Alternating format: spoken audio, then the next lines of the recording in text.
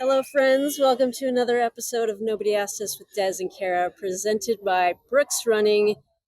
Check out that backdrop. We're obviously out here in Paris, and these shows are especially supported by Ketone IQ.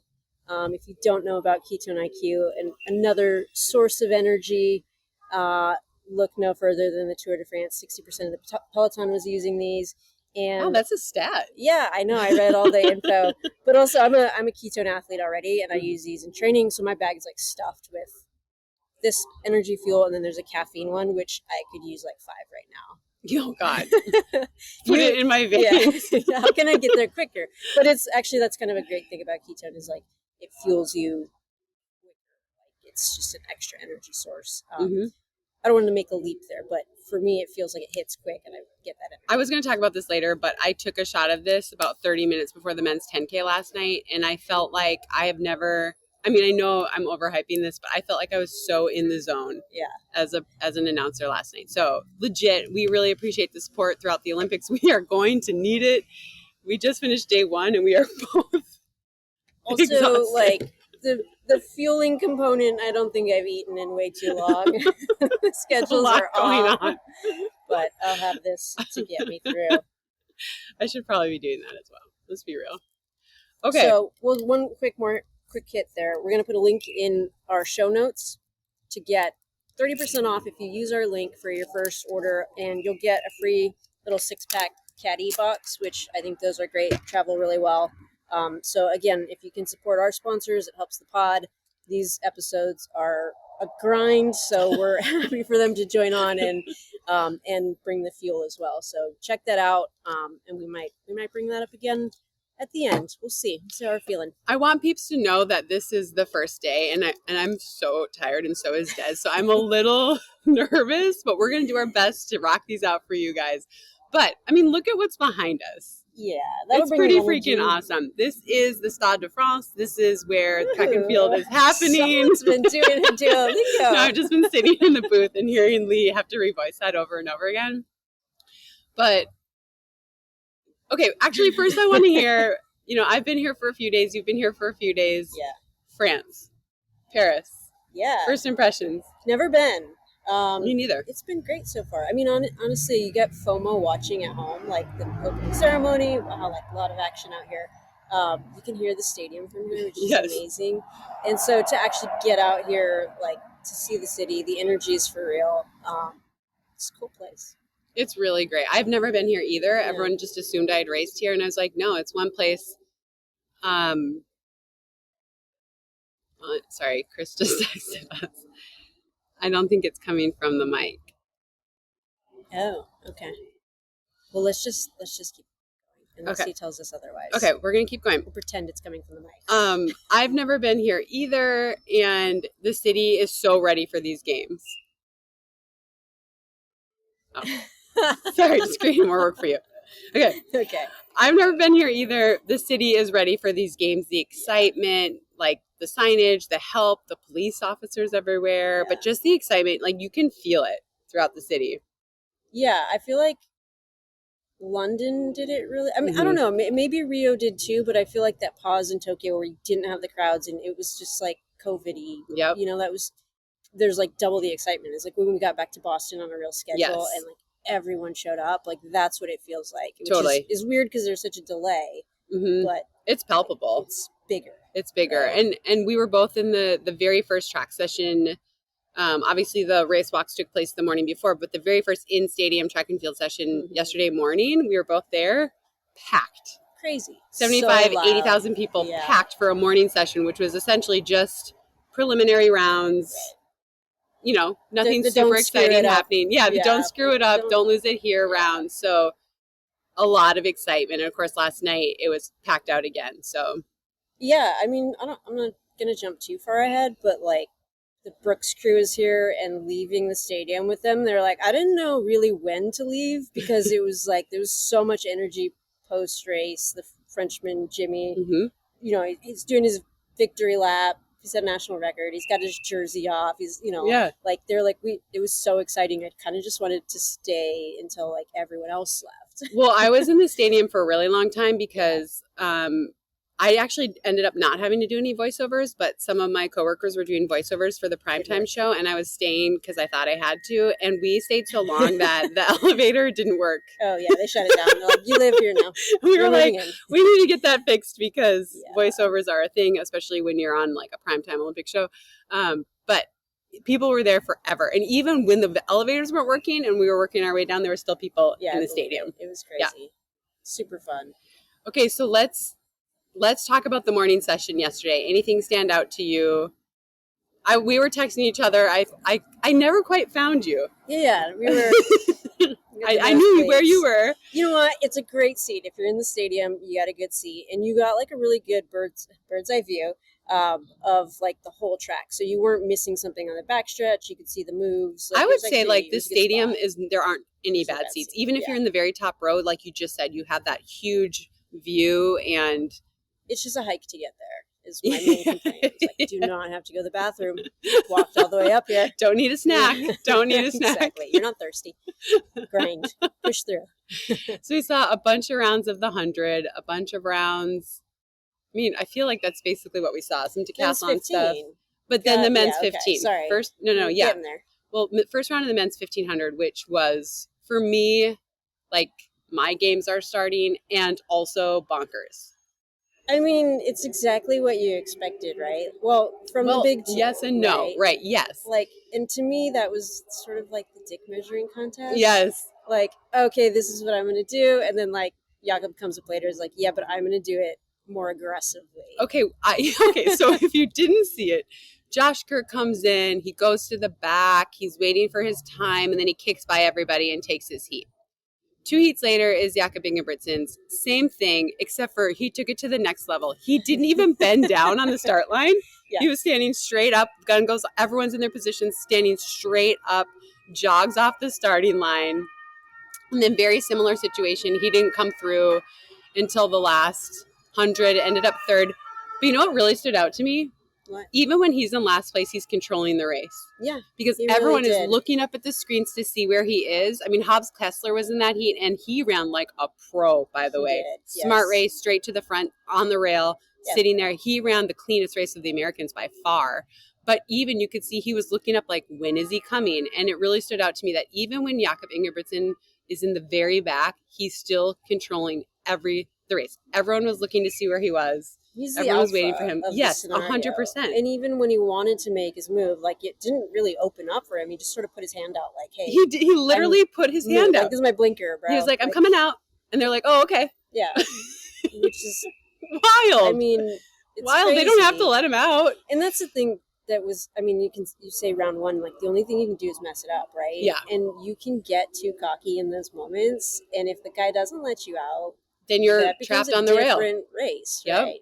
Yeah. So to have the confidence and to be able to pull it off is like a big flex, but is that necessary? No. It's a little reminiscent to me of Budapest, where I will say Josh Kerr was a little more tightened, and Jakob Ingebrigtsen was being a little bit more showboaty, and it was like Kerr was like saving that energy.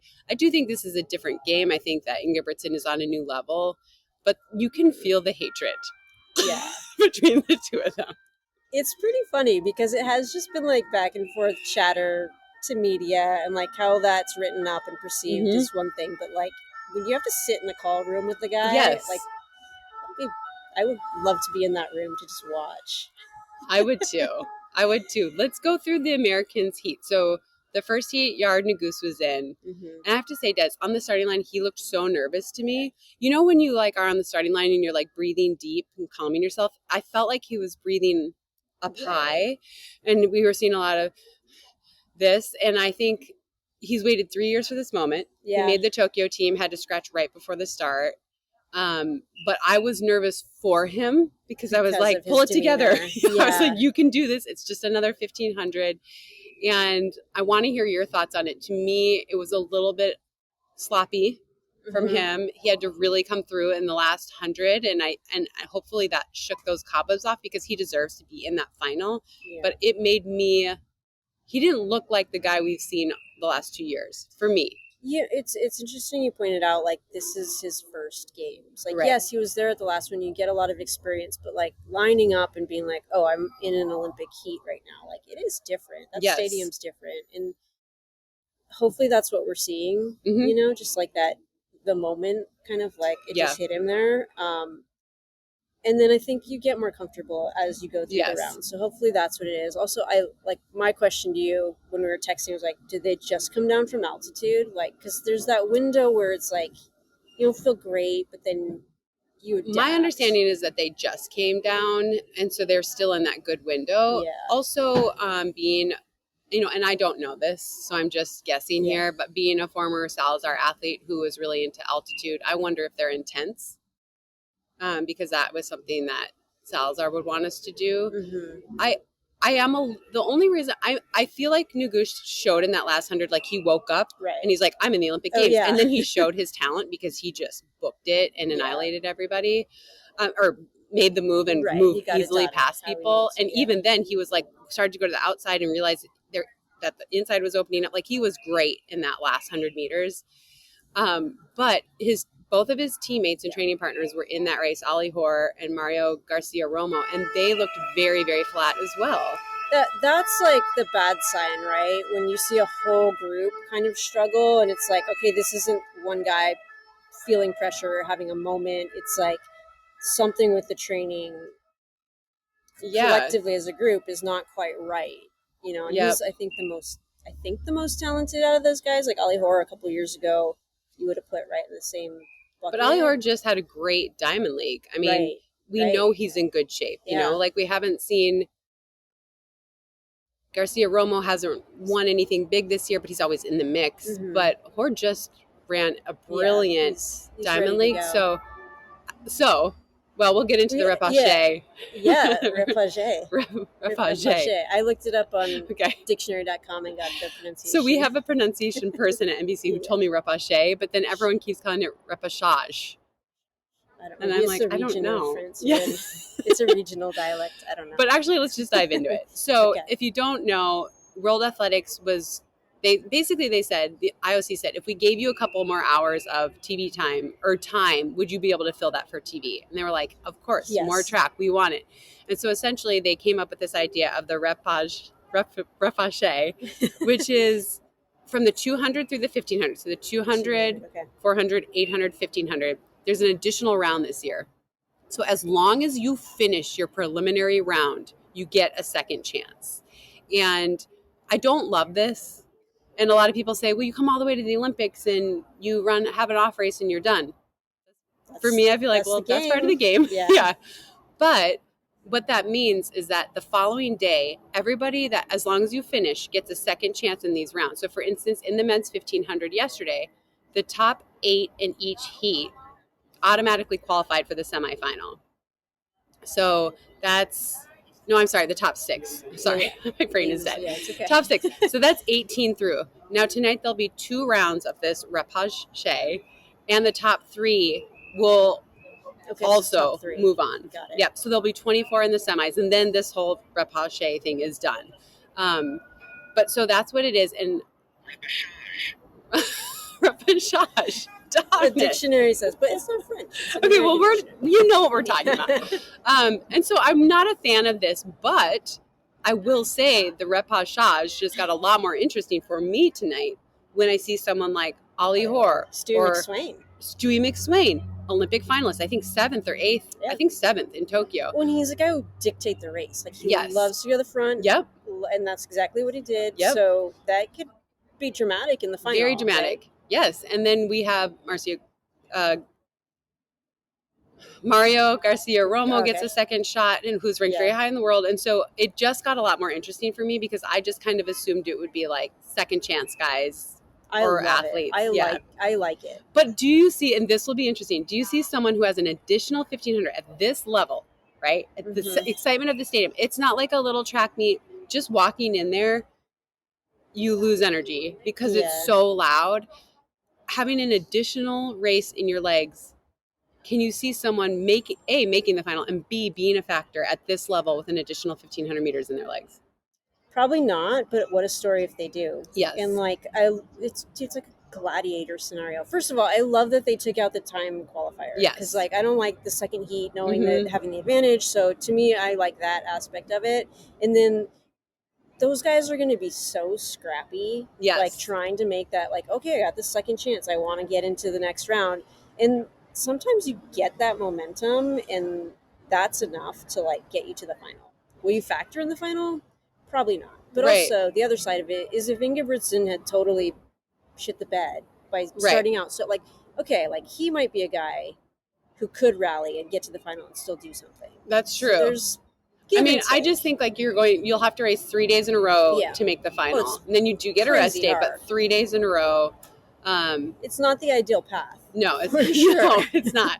And but so it leaves a little bit of hope, and there's this, like, the drug of hope is powerful. I mean, as NBC, we were like, that's not going to be very interesting. Now we're like, okay, Carrie, you're calling the men's 1500 repechage. It's also it's interesting, yeah. So that was the first heat, and then in the second heat, Cole Hawker was in there. He looked great. He looked great. He looked relaxed. I felt like he was trying to get in as easy as possible, run on the rail, but he found himself in a little bit of trouble with 200 to go because he got boxed in. But then he is so good at finding it. Yes, and he found it, and he was just hammering down that final 100 to pass everyone, almost won his heat. And so if you're listening, Cole, what I would like to see is, yes, run clean on that rail for the semi, but just be further up in the pack because, yes, and in the final, you got to, if you're going to run on the rail, which is a great tactic. We saw Jake Whiteman and Josh Kerr do it, but you got to be further up because you cannot get boxed in. But he showed why he's special for me in that last 100. The way he moved out and around, I was like, no one else has that immediate visual. Yeah, he was like patient and calm, and like he didn't need to like fight his way out of it. Like you're right, he did it very. He all of a sudden saw it open, and he was like, "Zing!" There it is. Like, and he was very aware of that. I think he's like a sleeper. I think. I mean, and he shouldn't be, like, that's silly. But he's having a special year. I like that. One thing I like for him is NBC, we've built all these packages about the rivalry because the final of the men's 1500 is very important to NBC because a lot of sports are ending that day. And so they really want to have people invested in this 1500. So we've built all of these packages. Guess who's not in them? Not a cool package. He's not in there. It's Ingebrigtsen, it's Kerr, it's Nagus here and there. And for him, I like that. I think he thrives off of that. Of like, I'm not even in the conversation. Right. I'm the U.S. champ, the trials champ, and the record holder now. I beat Matt Centrowitz's trials record, and you know what he ended up doing? He won it. He was okay. He did all right. Well, Cole Hawker is actually a ketone athlete, so maybe we can pull some strings. Yes. Oh my gosh, that would be so cool. Yeah. Okay. I mean, not now. Not he today. Needs to focus. I'm not going to do that. After his gold. Yes. We'll get him on first. He'll always be top of the list. I'm sure he listens to our pod. Yeah. Okay, so I was impressed by him, just his ability. Yeah. And then third heat was the Ingebrigtsen heat. Yeah. And I was blown away by Hobbs Kessler. So smooth. Like, he looked like a pro. Absolutely. I'm going to go back to indoors, right? Yeah. Like, yes, it's a big moment, but he's like, I've been in the World Championship. I've raced these guys. I know how to go through the rounds. Old news. I'm ready. Yep. I'm here for this. I was so impressed. He went straight to the front, then on the rail. So he was in about second place, and he ran that position the entire way. Maybe he was in third at one point, but just always there. And then on the home stretch, moved out a little bit, protected his position, put his arms out a little bit, got second in his heat. It's good. Yeah. Easy like the most relaxed of all of the Americans that I saw. Cole Hawker, I think, had great positioning and then made me a little nervous in that last two. But I wasn't nervous for Hobbs at all. It was like, he is racing this like a pro. Like, he's been here a million times. Mm-hmm. So yeah, that was cool to see. I mean, he's a first timer, and it is different. So he handled that really. And he's young. Right. He's got a lot of experienced people in his corner. Yes. I think that helps a lot. And he seems fairly level-headed. Yeah. He definitely ran that way. So yeah, it was awesome. So all three Americans through. No real problems there. They don't have to go to the repechage. But you do. We're going to say it different every time we say it. Repechages. Repechage. That's not it. Repechage. Okay, well, quick hit on the women's 800. Allie Wilson has to go to the repechage. Yes, she does. I was surprised by that. Me too. She just looked flat. She looked, that's the exact word I was going to use. Like, we never saw her bounce. And even down the final 100, she moved out to kind of move. Mm-hmm. And she just looked like it wasn't there. And I don't know, again, we've been here. It is so overwhelming. My first Olympics, I walked into the Beijing Stadium thinking I was going to hear my mom or my husband. 80,000 people, more than are in my hometown. And it was so overwhelming. I was like a deer in headlights, and I was running the 10,000. So there was like time to get my shit together, and I couldn't, Yeah. And it's so hard to describe what it's like. And some people, they don't need 2 times. I needed a second chance. I came back in the 5,000, ran a much better race, got through to the final. It was much more controlled, but like I was seriously like a deer in headlights. So I hate it when people are like, oh, they got there and they ran terrible. It's like, we don't know what's going on. Like maybe she is tired, but also there's nothing like that. I'm sorry. Walking in there. You have to go back to like the US being the hardest team to make. Yes. Right? Yes. Like if you're like one of those people who's bubble, like maybe I can make it. Like I have to go all in, I have to peak, I have to be perfect at the trials. And then you make it and you're like, oh shit. Like I have to do this all over again. Like I just, sold my soul to make the team. And I don't like, she was always in the conversation, but like there was a lot of people in that race that were bubble. Like you have to be perfect on the day, and she did it. But like to regroup and come back and feel great again. But I think there could be like a little rust buster type moment too in this opening round, and then she can come back and maybe find her way. I don't feel like she was all out, so I like the repechage for her as another chance to get back out there because I want a repechage account. Ding, ding, ding, ding, ding. Okay. Take a sip of water. Every time you hear this, take a ketone shot. It's warm. It's hot. That's one thing. It is so humid. Don't you think? It's obnoxious. Like you're it's wet hot, it's the humid. whole time. It's really a lot. I will say, morning session, yes. Most of the evening session, when it got to those 10Ks, it was like... Okay, you missed the first half because you were out having fun. Yeah. And it was very hot. But 5,000 meter it dramatically went down you could see in the time. Wind flapping, but I doubt it was on the track, right? Yeah, it's a bowl. A little bit maybe, but it was way better for the men's 10, significantly. Okay, the other 2 American women, Nia and Juliet ran baller. Dude, that was crazy. Baller. Just finished her sophomore season at Stanford. I'm obsessed with this girl. Like, I just think she's so cool. Her sister's here. She's in the 4x400 pool. Yeah. And she was baller. And, she barely looked like she was competing. And I was like, oh, man, I think she's not going to make it through. And then all of a sudden she, like, freaking kicked that last 100. Yeah. And everyone was. And she leaned and everything, made it by, like, a couple hundredths of a second, I think. But good for her. On to the semi. Yeah. I mean, I think every round you get through, like, you get the momentum and you start to build confidence too. Yes, so for sure. You're like, it is still just 800 meters. Right. Yeah. And then Nia Akins looked great. She looked great. For me. I think she's not a sleeper to medal. No. I don't think that would be a total surprise. I thought her round was interesting because she had Keely Hodgkinson in hers, who's like the big favorite here in Paris. And it was almost like she knew Keely was going to go by, but she was like, I'm not worried about that. I'm just getting through. And we saw her do that in trials. She didn't feel like she had to win every round. Like some athletes need to win each round. And she didn't do that at the trials. And I just felt like she led a lot of it. And then Keely went and she didn't panic, but she was also like, that's okay. I just have to be top 3. Left, right. Yep, I'm good. She, when she was lining up, she looked super calm. Yes. Like that's the word. I was sitting next to some Brooks folks and I was like, she looks so relaxed. Yeah. Like, I hope she's not asleep this first lap. Right. Like she just looks really at ease. Yep. There. And that's experience of being in the World Championships a couple times. Or at least once, right? Last year, yeah. And she made the final last year. Right. So, yeah, she looked good. So, yay. So, we'll update on Allie. Hopefully she gets through. Anyone else that surprised you in the 8s that you were like, whoa? Like, I thought Phoebe Gill, who's only like 17 from the UK, looked really good. Yeah. Like during the race, I was like, oh, she's not going to make it. Like she's tired. She's so young. And then in the last 200, I was like, oh no, she's making it. So that was interesting to me. The UK has, I think the 3 fastest times in the world this year, although one of them is George Bell and she won't be running. She's running the 1500. Just as a country, they look good. Yeah. And I don't know. Mary Moraa looked good. Fine, right? Yeah, she got through. Expect. Yeah. Right.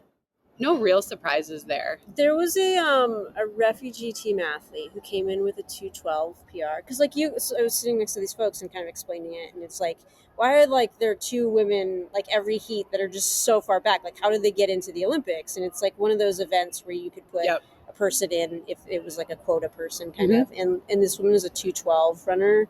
I should look up her name. I'm so sorry. I'm tired. We are tired. She ran like a 2:08 PB. Like, she didn't look like the person who was gifted the entry. I was like, holy shit, like that's good amazing. For her. Yeah, that was cool. I thought that was really interesting. Well, you were there for the first rounds of the women's 100. So basically they have these, if you have a certain time, you only have to run 3 rounds. So like Sha'Carri Richardson only had to run once, and then she'll run again this morning, and then she'll run again tonight if she makes the final.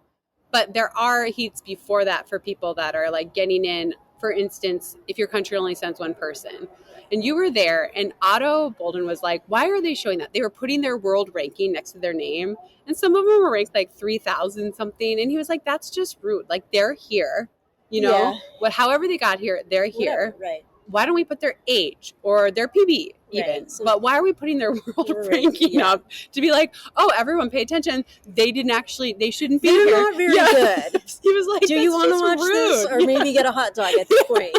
That's time for a break. Yeah, he was just like, that is not necessary. I'll tell you what, like time, I think that's a spot where a time would be great. I was watching the first day at the Tokyo Games, like at a bar in Charlevoix, and there's all these tourists there, and there was a conversation at the table over, and they're like, oh my gosh, she just missed the world record by 1 second, or whatever, and it was like, well, that's a lot. But like, they were so impressed, like, and that's what the heats were. Like, it was like, whatever, like, that's their moment. Right.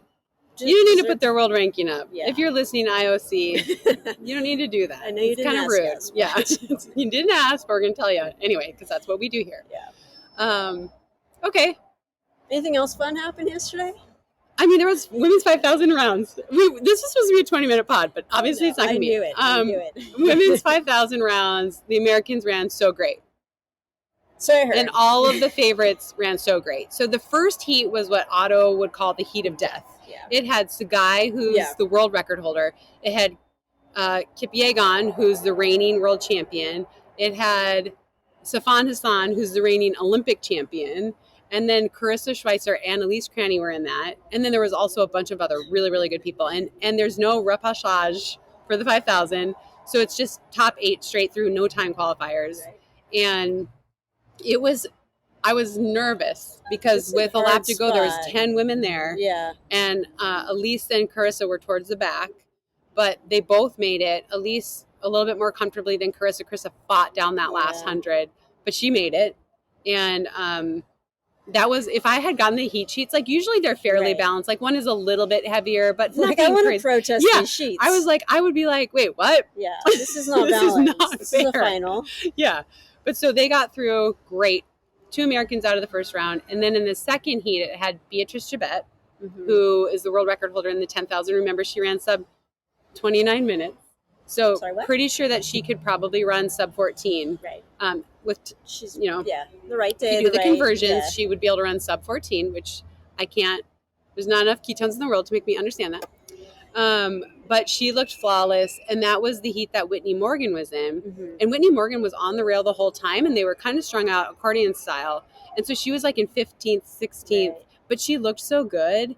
And Whitney, I know you don't listen either, but you ran like a freaking veteran. She did. And she was 5th at the trials. She found out she was going to, super excited. Then she went and ran and won a 1,500 and 4:02 and said afterwards, like, I just want to prove to people I deserve to be on this team. Well done. Girl, you deserve to be there. Final. She ended up 5th in her heat, just flying by people on the final lap. So composed, so controlled, so impressed by her. Yeah, I'll admit here, we got to the stadium. It's okay, Des. And you're allowed to have there's no beer or alcohol in the stadium, which is a big miss. That is a miss. That's huge money. Patty, come on. A lot of money wasted on that. So outside the stadium, you can have beers. And I was with the group that was like, let's have some beers before we can't miss Nia. Right, of course. Yeah, works athlete. So I missed the first heat, and then I was like, oh my God, they've started. So I put it on my phone. I had the Peacock app on my phone, and I set it on the table, And it was not lost on me that I was watching the phone, and then in the background, I could see it, and I was like, I'm doing my job. This is business. You're doing your this is job. Business meeting. That's right. But yeah, so I watched Whitney's race, and she did look really good, and good. Just ran smart and confidently, and she's got a great group around her. Yeah, her group is so fun with her. Courtney Wayment's on the team, and Diljeet Taylor's their coach, and they seem like genuinely close, like outside of the track. But yeah, I just was so impressed by her. I mean, she had knee surgery in November, late start to the season, late start to even running this year, especially the season, and she ran it like I'm here, right? and yeah, she absolutely belongs. I deserve to be here. She doesn't need to worry about that anymore. She can let that go. She deserves to be here, and she looked like it, and it was awesome. Okay, something else did happen last night. I went home after that beer. Just kidding. I made it into the stadium. So we have these calls with NBC, and nothing distance related was going to be on primetime last night, but we were going to primetime with potentially 1,200 or 600 to go in the men's 10,000.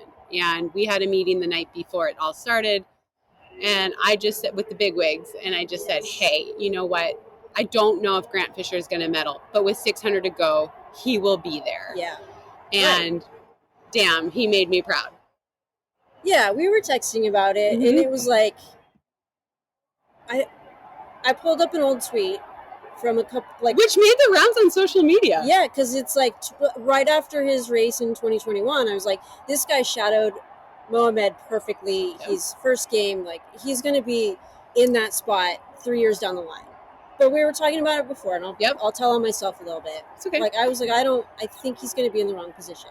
Like, I think he has the ability. I think that, he can make the moves and be there late, but I think he's going to be in the wrong position because we've seen that a number of times. And, like, he had that moment. I don't want to get too far ahead. Yeah. Point being, he proved me wrong. I'm super happy. And me too. Yeah. I was confident he'd be in the top 5.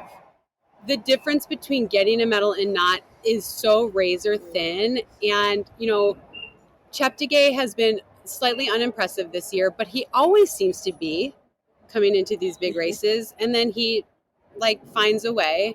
But I was not sure, and then as the race went on, I'm like, no, Cheptegei looks good, right? Mm-hmm. So I was confident he'd be in the top 5, and then honestly, I feel like it's just the heart.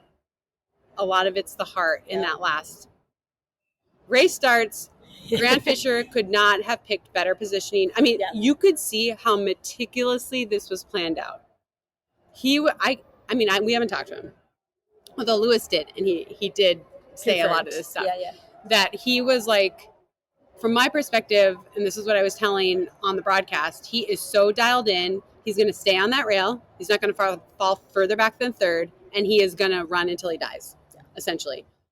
I'm not going to hope that there's carnage at the front. I am here, whatever it takes. I'm going to do it. And if I blow up in the last bit, at least I went for it. Yeah. Yes. I would rather do that than sit back and hope it opens up for me. Totally. And so he was, you were there, so dialed in, right there. I can't remember when he tripped on the rail. Do you remember when that was? We replayed it 50 times. At the top of the stadium. Okay. But what I noticed is that he wanted to cover every move. He wanted to be in third. He wanted that spot in the rail. And then right around 19 minutes, he settled into the pack. And I was oh, he's hurting because he's not covering it. So my guess is it was around then. That's for sure what happened. Putting that together, I'm that's when he stepped So that was when the bunch. So they were hammering. They were on 26:33. They were on American record pace for a long time, but which I kept saying is good for Grant Fisher because we know he's in PR shape. Right. And this is a better situation for him. If they run 28 minutes and kick, that's going to be a little bit harder for him than kicking. His kick against 26:30 people is going to hold up better than at 28-minute pace. Just my opinion. But anyway, they kind of bunched, and they went from running 63, 64s to 66, 67, and it bunched. And all of a sudden, everyone came in like this, and he got a little jab. Barrega got it. Nothing was intentional. It was just too many bodies, when they're like this. For your space. And his left foot got on the rail and tweaked a little bit. And you could see a little grimace and then calm again. Yeah. And we showed it a million times because I kept saying he is in this. Right. He's not shaken by that. Right. He felt it for a second and then just let it go. And, you know, we're also trying to create drama in the men's 10,000. So we kept going back and showing it. But like at that moment, we were live. I would have texted you and been like, I think it's happening. The way he reacted to that was so like, nope, nothing is stopping me tonight.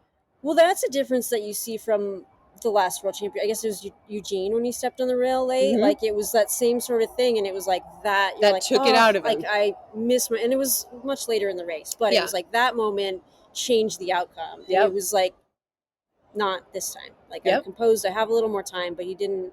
It literally, he grimaced for a second and then calm. Yeah. And you could just see the whole body go, doesn't matter. I'm not gonna, this isn't gonna affect me.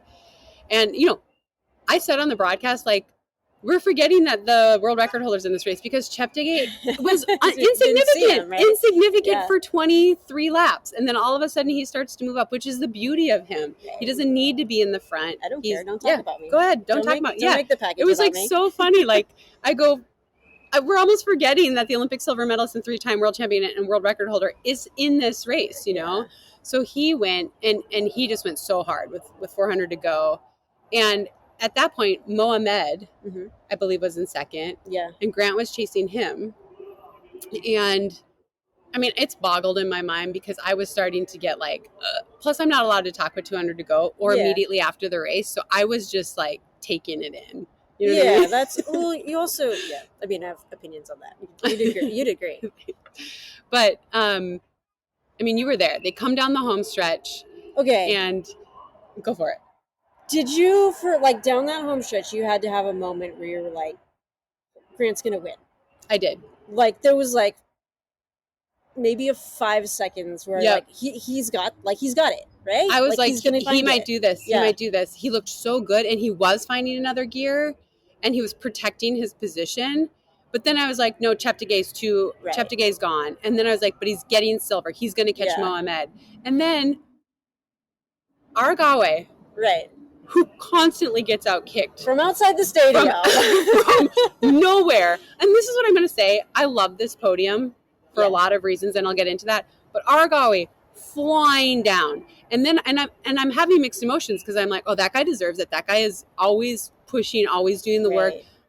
But now Grant might not get a medal. Like that was the most dramatic thing. It was like 4 seconds of like, oh, he's gonna. I'm like, oh my god, wait, oh my god, like, oh no. There was like 6 to 8 guys, and it could have gone a variety of different ways every single time he run that again. So that like 100 meters was just very emotional. It was super emotion filled, and I was bummed for Mohamed to not get a medal, but I was happy to see him back at the top.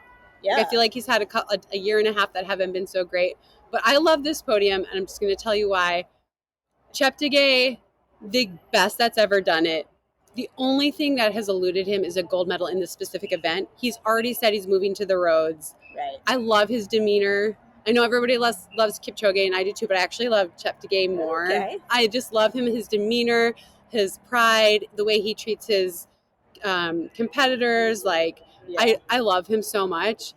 And then Argawe getting silver after being 4th, being 5th, always leading. He's always leading with like 2 laps to go. And then everyone blows by him. And I'm always like, that guy, dang it. Like, they all use him. Right. So to see him come, like you said, from outside the stadium, like, he was just freaking hauling. Yeah. So happy like he for missed him. the start, right? Like, and for Grant Fisher, I got so emotional last night. Sometimes the color doesn't matter. It's just the moment. Grant Fisher, of course, if he won, maybe we'd be even crazier. But between bronze and silver, prize money for him. But for us, the color was really insignificant. It was just proving that Americans can do this. Right. And Des, I was so glad that my son was there. Yeah, that's because, cool. like, I do feel like, and we talked about it during the broadcast, like Grant Fisher said, I grew up thinking, like, Americans can't run the 10,000. Yeah.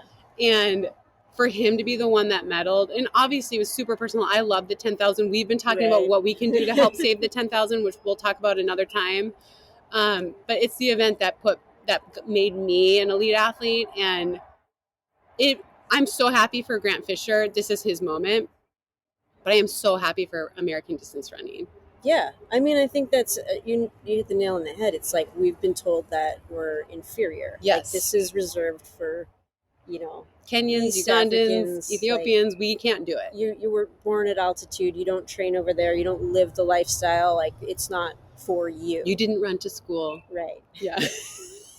So, yeah, I mean, it's gratifying. And I think it'll inspire so many people. And here's the other thing. It's on the front end. This is the first final of track and field. So everyone, like, watching that, it dictates how they feel about the games. Like, I very specifically remember watching Molly Huddle in Rio run the American record and, like, just in the picture and, like, this is... I feel like this is a farce. Like, what did we just watch, you know? And it was. It was a farce. I mean, it was crazy. And this feels like this is going to set the tone for everyone on that distance squad. And I think you're going to see people just level up. I totally agree. And like, just on a personal level, I saw Lynn Jennings win, not in person, but I watched her win. The first women's 10,000 at the Olympics was 92. I watched that race with my grandpa. I watched her get the bronze medal. And I know you're not an emotional person. I am. That made me want to be an Olympian. Yeah. And, like, I know that that's for so many people, and so many people, most people don't get there. But I ended up becoming an Olympian in the 10,000 meters in the event that I watched her win a bronze medal in. And so for me to see that, I'm just thinking, like, someone saw that last night. And, I mean, I'm so glad my son was in the stadium to see that. And I'm like, again, I want this to be about Grant Fisher, but we will be talking about this moment for American distance running. I mean, this is what we've seen in the marathon. Dina winning a medal, Shalane winning New York, immediately you winning Boston, then Molly winning a medal. So we've seen this effect in the marathon, and now I feel like, oh man, we've got to capture this moment, and you and I have work to do, but to continue American distance running and showing you guys, you can do this. Get in there, believe this is possible. Well, here's a really great immediate person to think about, which is Nico Young, who will not get the love he deserves. Oh my gosh. Grant got the medal. But what a race. Like, we were talking about him in the spring, being like, how do you extend the season? This is going to be really hard. And he ran so well out last night. Like, and he was a gamer. He was a gamer. And he even did an interview with NBC, like a long form interview after the trials. And he talked about how tired he was. and he was like, I was so tired at the trials. I wasn't happy with how I did. And I'm like, dude, you made the team. But he talked about how he was tired and he needed a reset, take a week and reset. And then he went back and did some heavy mileage because that's what makes him feel good. He was like a same situation as Grant. I'm going to go till I blow up. Yeah. And whatever happens, happens. But I'm going to take advantage of this moment. Huge PR for him.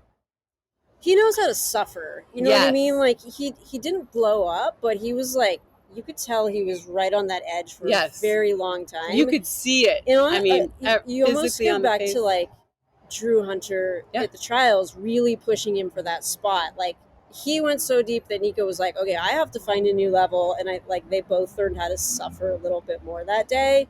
I think that played a big part. I totally agree. Yeah. He ran awesome. It's cool. And Woody was solid, right? Like, I was just going to say, I'm going to admit that I have no idea what happened to Woody Kincaid. I mean, he was like mid-pack. I feel really bad, but popped off early. And, I don't know. Here we go. 16th, 27:29. Yeah. It's not bad and at also all. Nico Young, 26:58. I think that's like a second PR, maybe. Adrian, what's his, Wilshut? How do you say his last name? Welchute, I think. NAZ guy, Hoka NAZ guy. That's a great run for him. I think that's his first game. National record, look at these times. Barrega, our defending champion, 7th place, 26:44. The Olympic record was Kenisa Bekele, 2008, 27:01. Well, look at the spread from first, 26:43.1 to 7th, 26:44.4. Oh, I guess Nico Young didn't PR. How could that be? He got his qualifier just at that time. Well, still, to come back and run that time in the Olympic Games all those months later after such a long season. Yeah. I mean, well, it was a wild race too, where it was like very fartlek-esque. Yeah. Right? Like, it was string out and group up and string out. That's a tough way to race. Also, I did pull up another receipt on Twitter. Michael Johnson commenting on Chris Chavez says, Next time someone says a 10,000 is boring, pull up this race. And it's a 10,000 meter from the World Championships in 2022. So Michael Johnson replies, that 15 to 20 seconds part you showed isn't boring at all, but you didn't address the other 27 minutes. Just saying. Well, JJ Watt put together a really great recap of how exciting that race was. And he went from the beginning, he talked about team tactics, he talked about Grant's stumble. Like, he went through the race and listed all these things, and he was like, the drama of this event is unreal. And that's a guy who knows a thing or two about sports. I'm going to say one thing about that. I don't want it to, this isn't about me, but my goal is to make people care. Yeah. And I feel like when I get, and obviously it's me and Lee, and it's the athletes. It's the athletes. But when JJ Watt is tweeting about the 10,000 meters, I feel like, fuck yeah. Yeah. I did my job. Yeah. I mean, it's entertainment product, right? Yes. Like, there's what's going on the track, but it's how you present that moment as well. And I mean, I got to go back and listen to all of it, but I just heard the last clip and I was like, that's crazy. It was actually so great because, we got off air and the bigwigs at NBC were calling and they were like, we're putting the last 4 laps in the prime time show. Good job. You texted early and you were like, they're going to put 600. Yeah. Well, that was what I was told. They're going to put the 600 on.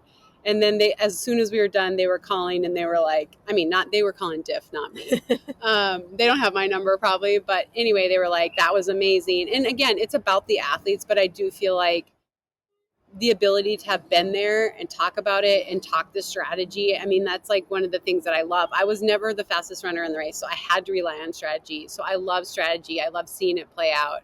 And I'm just really so happy for Grant. And I'm so happy that it seems like we did him justice on the call. Yeah, I think that is well put. All right, we have to do an Olipop top 10. Is there anything else? Obvious. Is there anything else that we're missing that we wanted to go into? I'm sure we are, but we're hanging in there. I know. Bear with us. So tomorrow, tonight is the 15 second chance round.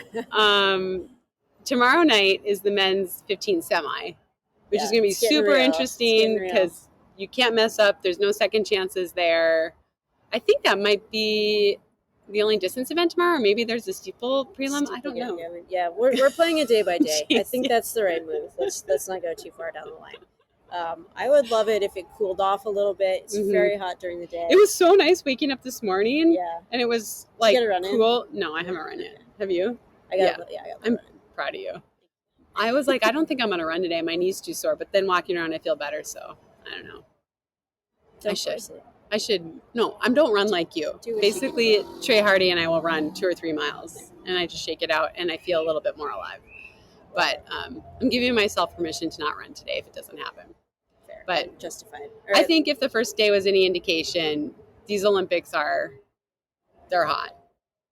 I 100% agree. I mean, it's been great all the way up. Like, we could do a whole episode on like all the other events, like the people that were watching do incredible things in other sports. Like, had long text conversations. Right. About rugby, which I'm like, I don't know anything, but I feel like that was a great play. Which is the beauty of the Olympics. That's the Olympics. Right? I think one of the things that I love about the Olympics, and I've loved all these tweets of people saying like, I've never watched synchronized diving in my life, yet now I know everything. I could be a judge. Yeah. I can't get enough of those sort of memes and texts because this is what I love about the Olympics, and we can go into it another time. I know there's corruption. I know there's dirty athletes, all these things, but I've always loved this. And so right now I'm in this mode, and I love it so much. Someone tweeted something like, we should all have, as a world, paid time off during the Olympics. I couldn't agree. I could not agree more. It is the best. No one's working anyway. Yeah, no one's working. It's literally the best of humanity coming out, and sportsmanship, and like fighting so hard. And you see the biggest highs and the biggest lows. I've been obsessed with it since I was a kid, and to be here is just so freaking awesome. I have a question for you. I feel like that's a really great place to end, but I'm going to steal the moment to ask. We saw that race last night. I was walking back to our bus, and someone was like, how do we make people care about the 10K that much all the time? And do you think the scarcity of these moments like would take away from how special it is? Like, do you think it has to be this rare, or could you do this all the time? You think people don't care about the 100 that we see all the time? But they all the care time. more, right? Because they see it more. Yeah. Here's what I think about the 10,000. And we have talked about this, and I'm sure we'll get into it more later. The opportunities to run a 10,000 keep getting smaller and smaller. No one wants to put them on TV because they take up too much time, and they're being told that it's not interesting. Although I think we proved that wrong last night. But the opportunities keep getting sliced. That you're sliced out of all the diamond leagues now. There's not a single 10,000. Even they had it at Prefontaine. It wasn't televised. And so I think that if people understood the event more, it's not going to lessen the excitement when something like this happens. And if anything, you're going to understand even more how significant it is and how hard it is. Part of the broadcast last night, I was trying to get into how much I respected Grant Fisher for sticking with the 10,000. It is not glamorous. Nobody sees it. You don't get to race it. Yeah. And yet he's been dedicated to it. And that means a lot to me as a person who loved the 10,000. It gets no love. You barely ever even get to do it. But the training for it is so incredibly hard. Yeah. And it's like, I think if we could present that more and more, I mean, these guys, I'm not saying other people don't train hard, but it is a pure love and grind if you're running the 10,000. And I think that if we were able to give a couple more opportunities, put it on TV more, I don't think it would take away from that at all. Yeah. But that's my opinion. Okay. What about you? No, I love that. Okay. I initial gut was like, I think it being, having those medal moments, like that becomes so much bigger because everyone's watching. But you're right. Like, why would more opportunities to prepare for this? Right. And maybe now people can follow Grant on another throughout the year. I think that you made a really great point too. And like, I think one of the things people loved about the broadcast was it wasn't like fluff stories. It was like, we're talking about the sport. Like, This is a sport. This is how you run it. This is the strategy. These are the moves. These are the players. It's not like, let me do a fluff piece. Right. Let's go and do Grant's engineering degree. And I'm like, no, we can mention that. What he's going to do after he's a pro runner. Like, he's like, no, this is his job and this is a real sport and this is his profession. And I think more opportunities to show that and share that. Then you come in here and it's not really a big lift. It's like, well, yeah, we know. And this is extra insight. So. Totally. All right. Okay, what's your Olipop top moment? I think we should agree. Oh, let's just agree on these. We're just picking one? Yeah. There's a lot for me. I mean, obviously, are we just going with Grant Fisher? Give me a few options, because I was going to say Fisher, Hobbs Kessler. Okay. Like running like a baller, and Whitney Morgan. Oh. They both impressed me so much. Okay. But let's give Grant Fisher the moment he deserves. Yeah, and a special honorable mention. Yeah, honorable mention to Hobbs Kessler and Whitney Morgan. 5, they would definitely be in there. But this is a one, and there's no question. It's got to be Grant Fisher. That's right. All right. That's right. I love it. Well, thank you, Olipop, for sponsoring that segment. Check out all our sponsor offers in the show notes. Thanks for listening and bearing with us. We're very tired. We're probably going to get better, but we cannot promise. So please come back and tell all your friends about this, because we're grinding here. We want people to listen. And she's especially grinding. I mean, she's like trying to keep her mileage up. It's transit. It's a lot of transit just to get here. And so thanks for listening. Yeah, thanks for listening.